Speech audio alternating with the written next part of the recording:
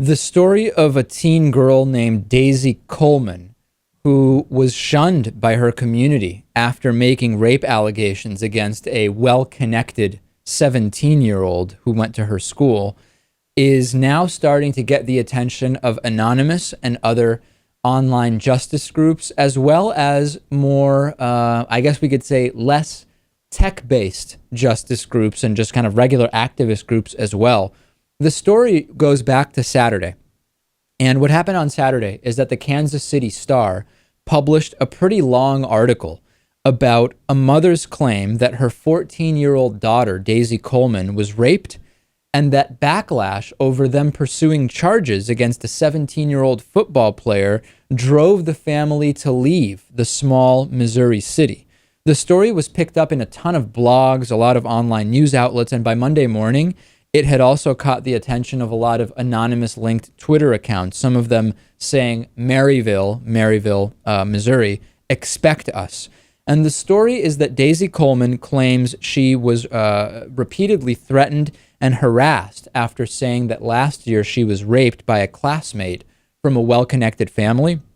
And over the course of the months that followed, the harassment became so severe that the family actually had to leave town altogether.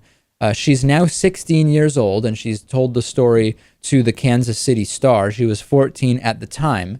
And the mom, who is Melinda Coleman, also spoke to the newspaper and outlined the way they were treated and what happened. Now, media outlets usually don't identify rape victims, so I want to be very clear that we're using Daisy Coleman's name because the family confirmed they want to go public with all aspects of the story. They're essentially so desperate and devastated by what's going on, Lewis, that they feel they just have to give all the information, including identifying themselves.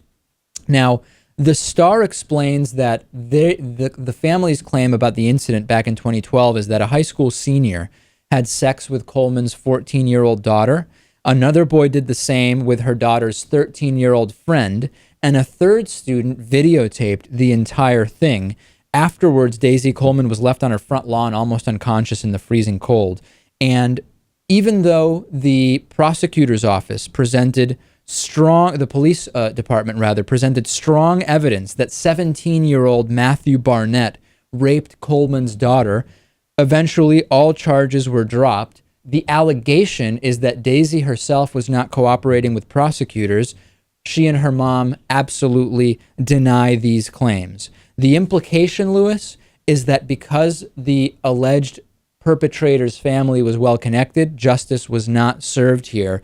And now we have a situation where the family, the victim's family, has moved away, and the media interest is starting to escalate. Anonymous is getting involved. Could we see justice eventually done here, at least with a trial? Maybe. I hope so.